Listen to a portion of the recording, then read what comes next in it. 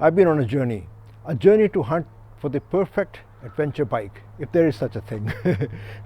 But the purpose of this video is to go through my journey, the way I did it, my experience, and I hope that some of you will learn a little thing from my experience. But again, this is my experience, this is my way of riding, this is you know, what worked for me or didn't work for me may be different for you, so keep that in mind.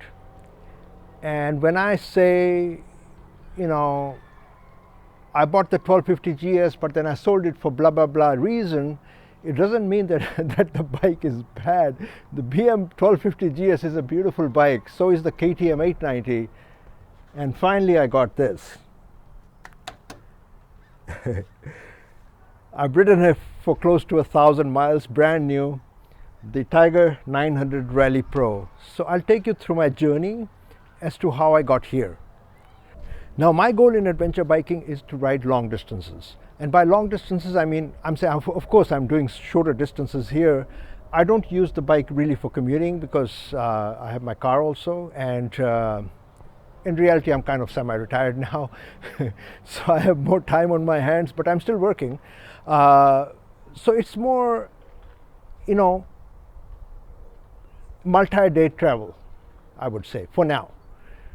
In the future, I plan to do multi-week travel and then take it to multi-month travel, even longer distances.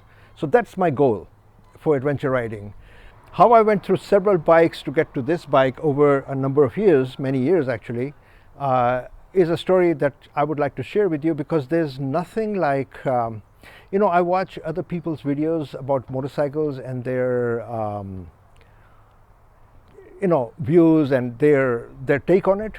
And a lot of them take the bike out for, or get the bike for a few days or even a few hours, and they give all the technical specs. I'm not here to give you technical specs. So if you're looking for technical specs, this is not the video for you.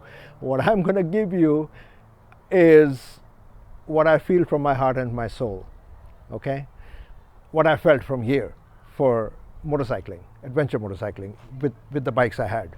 I don't really care if a bike is, this is 900cc, I believe it's 88 to be exact with you. If the BM was 1250cc, to me, in reality, it feels no different, because for my style of riding, it's perfectly fine. This is perfectly fine actually for me. So there's nothing like personal experience. There's nothing like owning a bike and then riding it every single day, you know, for 2 years. You really get to know the bike then. I started riding many years ago when I was in my 20s, and I had the Royal Enfield kick shift. I was way back, and you could push it and start it actually, so you could do that too with it. But that bike was awesome. But I was young, and that was a different time. I got my license in California, my motorcycle license I'm talking about, in California many years ago actually, and I had never actually ridden California roads other than the bikes that I had rented. I have rented a lot of bikes. I have ridden like friends' bikes. Those bikes were for short, you know, runs and short distances, so it was fine. It was not a problem. It was not a big deal. You don't really get to know the bike by riding, you know, for a day or so, or a few hours or so. So the first bike that I bought, being like, I would say I was a new rider at that time, and in my mind I looked at all the videos of people riding over hills and off-road and, you know, into the mountains and twisties and turnies, and I saw all those videos for the Ducati MULTISTRADA, and I said, wow, this looks freaking good. So, pardon my language, and it's not that there was nothing wrong with the bike. Being a new rider, so to say, I went and got the biggest Ducati MULTISTRADA Enduro. I think it was 1190cc, if I remember correctly. I might be wrong. And that bike was an awesome bike. it had beautiful weather protection. It had a lot of power. It sounded beautiful. The only problem that I had with that bike was it was heavy. So at slow speeds, it was a heavy bike to control. Like, well, I could control it. I rode it for a while actually. I rode it for 3 or 4 years, if I remember correctly, 2 or 3 years actually before I sold it. And that bike, the only problem that I had with it, it was heavy. It felt heavy. It felt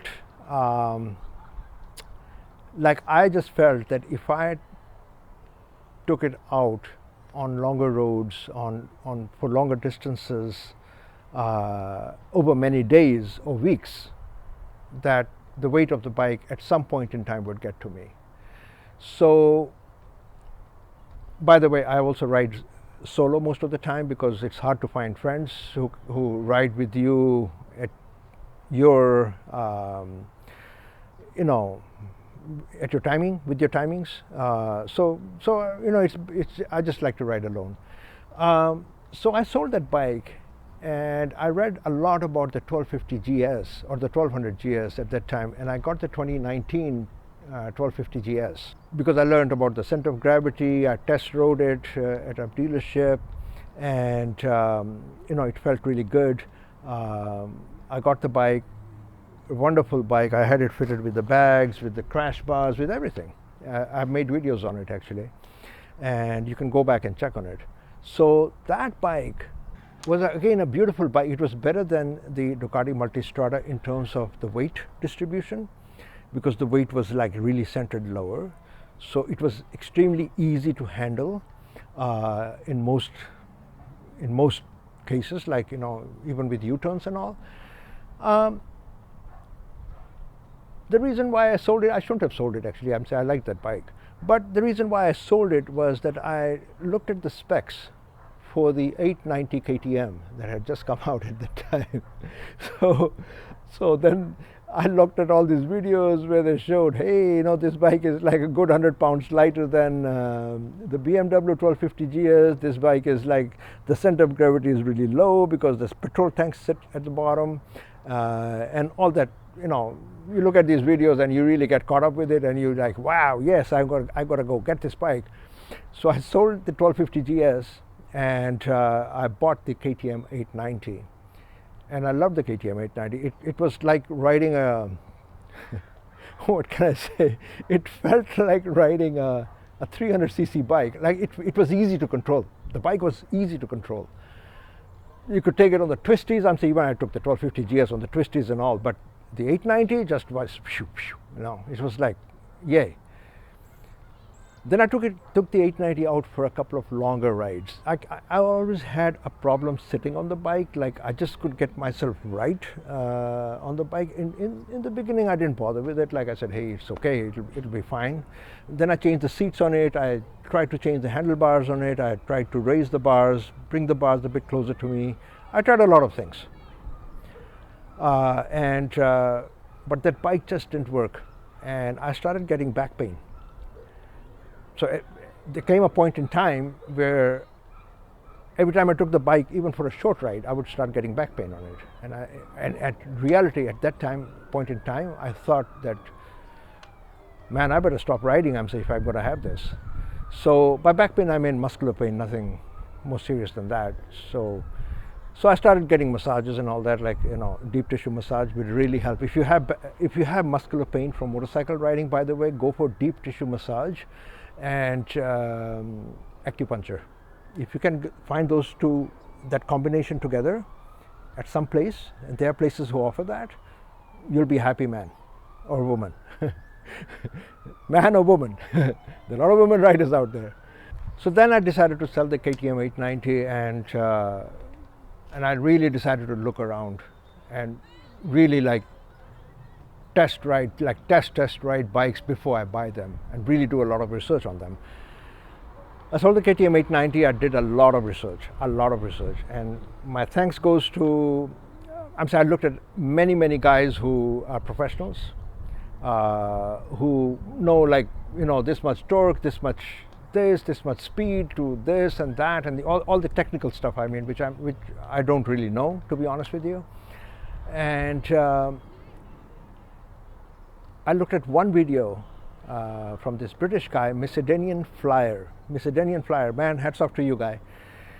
He did a video on the Tiger 900. I think he did it on the GT Pro, if I'm correct, on the other version of this. And he took it to a point, because I knew that his personal bike was the 1200 GS, which he had been riding for many, many years. So that guy was almost thinking about selling the 1200 GS and getting this.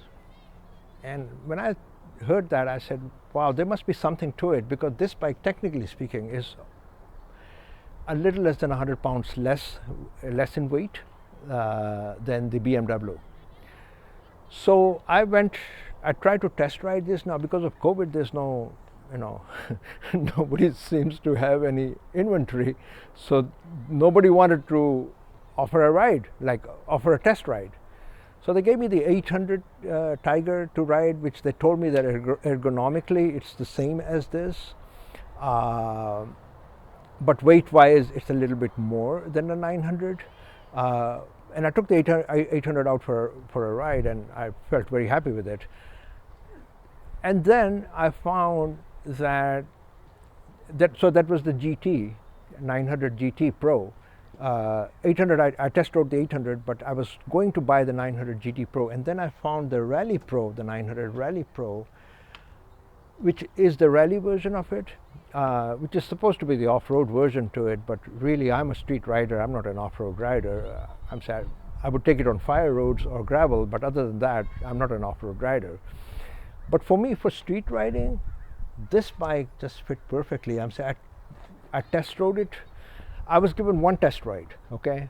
For the dealership told me, you can take it from here, go, like basically it was like 1, 2, 3, 4, 5, maybe 6 or 7 blocks, and that's it. Because they didn't want to put any miles on the bike. So I test rode it, and it felt really, really good. And I did a lot of research on the technical specs, and also the Macedonian Flyer, his videos. I watched some of his take on the thing. I watched other people's videos. So then I decided to get this. Now I have ridden this for approximately 1,000 miles right now. And let me tell you something. I'm going to make a separate video on it as to what modifications I've done on it, and what like another video on the bike itself. But let me tell you something. This bike, my feeling after these many years and after these many bikes, is that this is it. This is a bike I can go from here to Alaska, which is my next trip, to be honest with you. I'm planning that trip. Hopefully next year I can do it. Alaska, and then my longer trip, 2 or 3 years down the road, is from here all the way to the Himalayas in India, from California. And this is the bike. It's light. It feels light, even though the tank is up here.